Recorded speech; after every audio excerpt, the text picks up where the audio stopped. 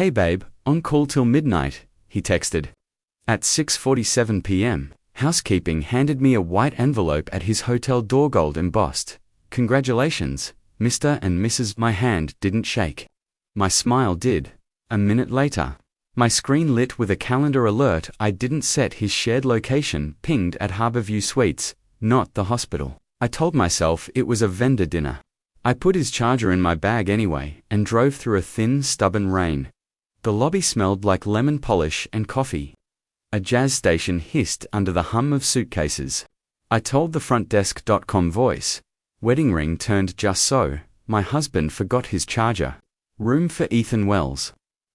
The clerk checked her screen. "He's on the 17th floor, suite 1704. 17th. Not a vendor dinner." The elevator mirrored me back. Damp hair.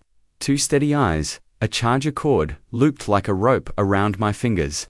The doors opened to carpet that swallowed footfalls and a housekeeping cart parked beside 1704. A housekeeper in a grey smock tucked chocolates onto a pillow. She glanced up, kind and quick. "Hi," I said, lifting the cord. "He forgot this, Ethan." Her face brightened with recognition. "Oh, he just stepped out for ice." She reached into the cart. "He asked me to give these to his wife if she came before him." She placed a white envelope and a narrow velvet box in my hands like they were light. "Bridal amenity," she said, pleased with the phrase. "We did rose petals. He was very particular." My stomach tipped. "Bridal," I repeated. The envelope was thick hotel stationery, gold crest stamped at the top. "Welcome, Mr. and Mrs. Wells' honeymoon package." The velvet box clicked open under my thumb. Inside, two glass charms shaped like champagne flutes, etched Mr. and Mrs. in looping script. The paper beneath the box held a handwritten note. "Julia, you deserve the ocean. I am not Julia." I pressed my thumb to the ink until it smudged. The housekeeper didn't notice. She was smoothing the duvet, humming with the contentment of a task done right. "I'll wait for him," I said, and stepped back into the hall before my face could betray me. The charger dug into my palm. The envelope cut my finger like a paper lie. Down the corridor, an ice machine thudded, and a laugh-soft bright bounced off the walls. Not Ethan's, a woman's. I slid the envelope into my bag, felt the velvet box like a small pulse, and checked the door number again. 1704. The Do Not Disturb tag hung wrong side out, the way people hang it when they don't read. Before we continue, please subscribe to the channel and write in the comments about which country you're watching this video from. Enjoy the story. I raised my hand and knocked once, twice. The latch shifted. The door opened 2 inches, and a voice I knew by heart said, muffled by the gap, "Babe, did you get the ice? Babe, did you get the ice?" I didn't breathe. "Housekeeping," I said, keeping my voice flat. "Oh, come in." "Thank you." The door opened wider. I stepped into a room that smelled like citrus and roses. Rose petals made a crooked heart on the duvet. A silver bucket sweated champagne beside 2 flutes. On the table, a tent card read honeymoon package. Harborview welcomes Mr. and Mrs. Wells. A woman in a white robe turned from the balcony. Embroidered on the chest in looping gold, Mrs. She wasn't older than 30. Her hair was in a soft knot, the kind you do for photos. Her face went from relaxed to alert in one blink. "Hi," she started, then stopped when she saw my shoes. My coat, the way I was holding the envelope like evidence. "You're not housekeeping?" "No," I said. I set the charger on the counter and held up the envelope. "I'm his wife." Her hand went to the robe tie like she needed something to hold on to. She glanced at the bed, at the rose heart, like it could offer a different ending. "I'm Julia," she said, very quietly. "He said you were separated." "He said late shift," I answered. She closed her eyes once, as if bracing for a wave. When she opened them, there was apology and something like relief. "I didn't know," she said. "I swear I didn't know the timing. I didn't sit. I didn't cry." I put my phone on the counter, screen down, voice recorder running. My hands took pictures without thinking. The tent card with today's date. The champagne label, the velvet box with the Mr. Mrs. charms. The handwritten note, "You deserve the ocean." E. From the bathroom, a razor hummed and cut off. Footsteps in the hall. The latch clicked. Ethan stepped in with a plastic ice bucket and the surprise of a man who recognizes his own disaster before his mouth does. His eyes hit me. Then the robe, then the envelope. He went bloodless. "Alina," he said, and my name sounded like a warning to himself. "Your charger," I said, light as a match that knows it can start a fire. "And your welcome gift." Julia's voice was calm in a way I didn't expect. She didn't know, she told him. I didn't either. He set the bucket down too hard. Ice skittered across the marble like small failures. "Let me explain," he said. "You will," I said, "but not the way you planned." The room phone rang, loud and pretty quiet. I picked it up before either of them could move. "Mrs. Wells," the clerk chimed, bright and efficient. "Just confirming your 7 p.m. rooftop champagne photo and the 7:30 couples massage check-in."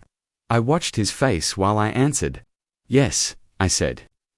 "We'll be right down." I hung up. The clock on the microwave ticked 6:51. "Here's what happens," I said, and heard how steady my voice was. "In 9 minutes, we go to the lobby. You tell the front desk to cancel everything under Mr. and Mrs. Wells. You print your folio with your name and the suite number. I take copies. Then we come back up, and you tell me the truth like there's oxygen in it." Ethan's mouth opened. "Closed, Alina, this is not what you think." I finished. "There are rose petals that disagree." Julia swallowed, then nodded at me, not him. "I'll get dressed," she said, already moving to the closet. On the door hung a white slip dress in a garment bag with a tag, "Pressing for Mrs. Wells." 6p.m. Ethan dragged a hand down his face like he wanted to erase it. "I booked the hotel," he said to no one. "I did not, this wasn't an accident." I asked, "The envelope says congratulations." "The note says Julia. The hotel says Mrs. Wells. The only thing that hasn't said anything yet is you." He looked at the champagne like it might answer for him. I picked up the velvet box, closed it softly, and slipped it into my bag beside the envelope. The recorder light on my phone glowed red under my palm. The elevator bell dinged somewhere down the hall. The city moved outside the windows like it had a place to be. "Lobby," I said. "Now." Ethan didn't argue. Julia came out in jeans and a sweater, hair pulled into a non-incense ponytail. She slid a pair of flats on with quick hands, then looked at me. There was no fight in her eyes, only a terrible sort of clarity. We walked to the door together. Ethan hesitated, reached for the "Do Not Disturb" tag, then let it swing. We stepped into the hall. Behind us, the heart of rose petals kept its shape for exactly one more second. Then the air from the closing door lifted a petal loose, and the edges began to fall. The elevator slid open to a lobby that smelled like lemon and money. A fireplace flickered for effect. The concierge looked up and beamed. "Mr. and Mrs. Wells, congratulations again. Your officiant is early. He's waiting by the fire with the documents." Ethan stopped walking. Julia did too. I didn't dot at the desk. I set the velvet box down like a stamp and kept my voice even. "Cancel everything under Mr. and Mrs. Wells. Print the folio for Suite 1704 with itemized charges, signature card, and reservation notes. Please email and hand me paper copies." The clerk blinked at my ring, then at Ethan. He swallowed. "Authorize," I said, without looking at him. "Authorize," he told the clerk, voice small. The printer began to hum. A manager appeared, polished and careful. "Is there a problem with your honeymoon package?" "Yes," I said. "It isn't my honeymoon." The manager swallowed and nodded once. "Understood," she typed, fast and clean. "Amenities cancelled.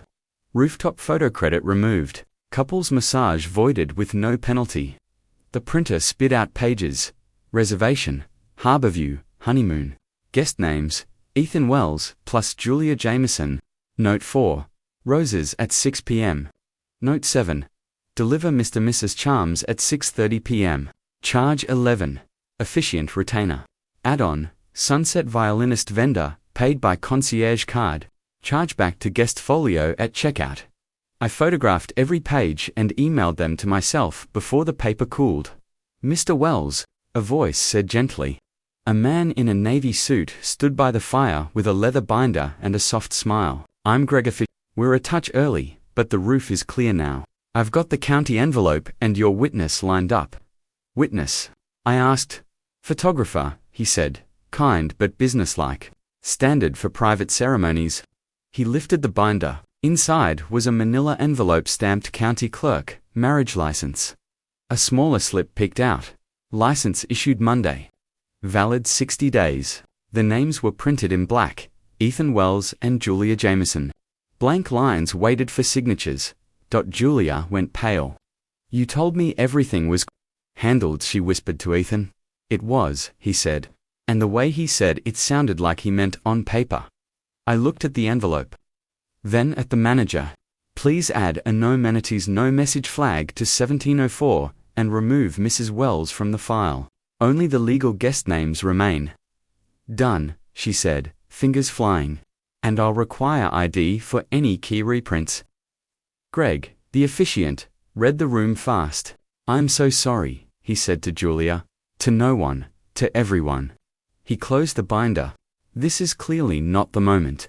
I'll refund the balance and file it as cancelled. If you decide otherwise, call me later. He offered the manila envelope. Ethan reached for it. I got there first, copy only. I told Greg, he can keep the original. Greg hesitated, then nodded and slid me the photocopy. I folded it into my bag with the folio and the charms. Paper weighs what it weighs. Folks, the manager added, gentle but firm. We can move this conversation to the business lounge for privacy. We'll bring water. Security will stand nearby if you prefer. Please, I said. We walked past a bowl of green apples and a sign that said quiet area. The lounge had 2 glass doors and a table that made everyone sit too straight. The manager set a silver pitcher down, then stepped away. A security guard took a polite post by the entrance, hands folded. I spread the pages between us, the honeymoon notes, the officiant charge, the license copy. The recorder on my phone glowed red. Here's your truth window, I said, voice low. No speeches, no poetry. You answer questions. If you lie once, this paperwork meets HR at your office in the morning and my attorney by 9. Ethan stared at the manila envelope like it was an anvil with his name on it. We applied Monday, he said. I told myself I would tell you before anything was filed with the county. You already filed, I said, tapping the stamp. You built a life in a folder and hoped the door would open by itself. Julia's eyes were wet and very clear. Did you file for divorce yet? She asked him. He didn't answer fast enough. That was the answer. My phone buzzed. Unknown number. Company HR lit the screen like a small siren. Then Mum. Then unknown concierge line with a text. Officiant refunded, per guest. Photographer asking where to deliver, contract void slip. The room was quiet, except for paper and breath. Section by section, I said. You start with how long. Then how much. Then whether I need to call the county tonight to place a hold on that license. Ethan swallowed. 3 months planning, he said. A year lying. Too much money. And he stopped. And what? I asked. He looked at Julia. She stared at the table. There's one more envelope upstairs, he said. Housekeeping was supposed to leave it for Mrs. Wells tomorrow at breakfast. What envelope? I asked. Julia answered, voice small. A name change kit, she said, and a flight. The business lounge clock ticked to 7:12. The water in the pitcher didn't move. The truth window was open. And there was still air in it. I stared at Ethan, a name change kit, and a flight, I repeated. Of course, there is. The manager reappeared at the lounge door, calm as a metronome. Housekeeping can bring any amenity envelopes you're expecting, she said. Do you want them here, or shall we go to the suite with security? Here, I said. Chain of custody, she radioed softly. 2 minutes later, the grey smock housekeeper from the hall arrived with a breakfast tray, domed cloche. White envelope tucked under a satin ribbon. A leather folio stamped Harborview Concierge. For morning, she said, apologetic. We place it at 7. Thank you, I said. You've done nothing wrong. She left like someone backing out of a portrait. I broke the ribbon. Inside the leather folio, itinerate 55 p.m. nonstop, to Honolulu, 2 seats, Wells, Jameson. A printed confirmation for expedited certificate courier pickup from the front desk by noon tomorrow. The envelope held a pre-filled name change kit with Julia's new signature line, Julia Wells, flagged with cheerful arrows. Beneath that, a stapled packet I didn't expect. Employer benefits spousal enrollment, removal. On the removal form, my name. On the enrollment, hers. Effective date, Monday. Julia's face went white. You told me it was after the county, she said to Ethan. Not angry, hurt from the inside. It was supposed to be, he said, voice frayed. I printed everything so I wouldn't forget. You didn't forget, I said. You planned. My phone buzzed. Unknown county clerk, after hours. I answered on speaker. This is Deputy Clerk Ramos, a woman said, brisk, kind. We received an email with a license copy and a request to place a hold. Can you confirm, Mr. Wells is presently married to the caller? Yes, I said. Legally married, no divorce filed. Understood, she said.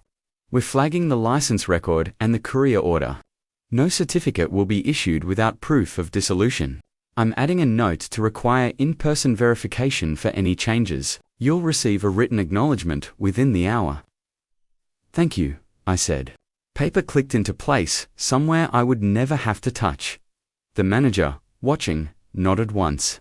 Keys to 1704 are now ID only, she said.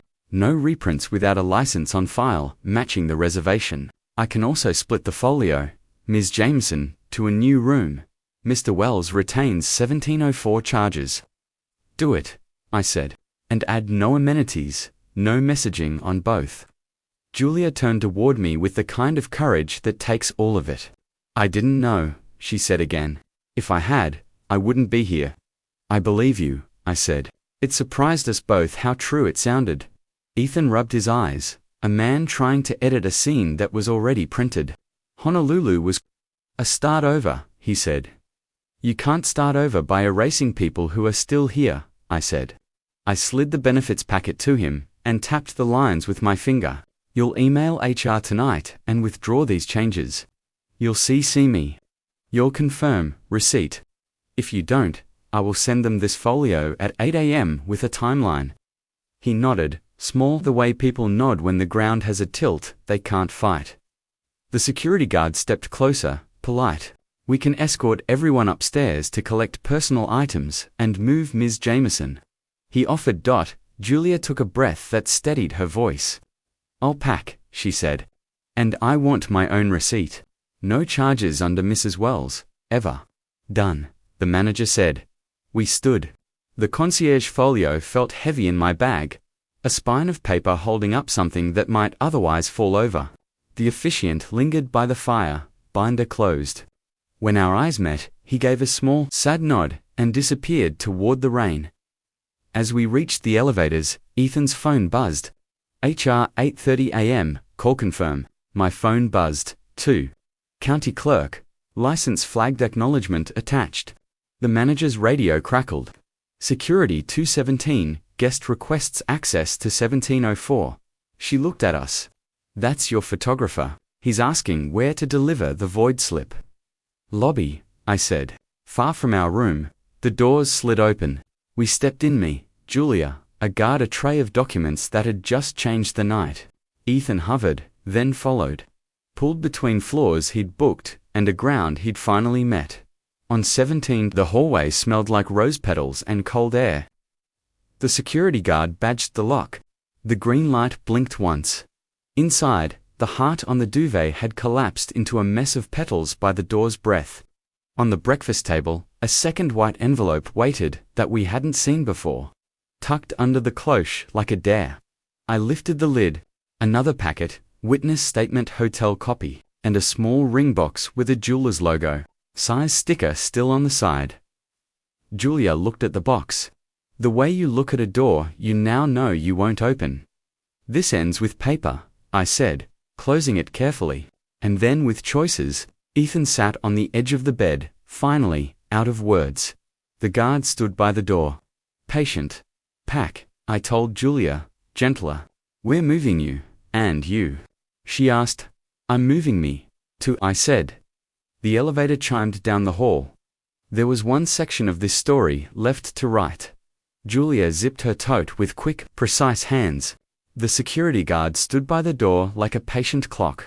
I gathered the papers, the folio, the license copy, the benefits forms into a neat stack that felt like spine, wallet, ID, phone, I said, and handed Julia the new key sleeve the manager had sent up. It read room 1611 to Jameson. She nodded. I'll be fine, she said, and surprised herself by sounding like it. Ethan stared at the ring box. This wasn't supposed to, neither was I said. I slid the box across the table toward him. Keep what you bought for the story you tried to tell. I'll keep what I need for the one we're actually in. The guard cleared his throat. Ready? We moved. The hallway smelled like roses and cold air. In the elevator, no one spoke. On 16, the guard walked Julia to her new room and waited as she checked the lock twice. As if trust could be taught to a door. Receipt in your name only, he reminded. She held it like a passport. Back in the lobby, the concierge met us with 2 envelopes.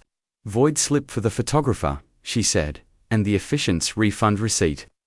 The photographer, a young guy with a camera bag, lifted a hand in apology from across the room. No hard feelings, he offered. I've seen worse plots. Tonight we're choosing a better one, I said. At the desk. The manager slid a fresh printout to Julia. Folio 1611, guest, Julia Jameson.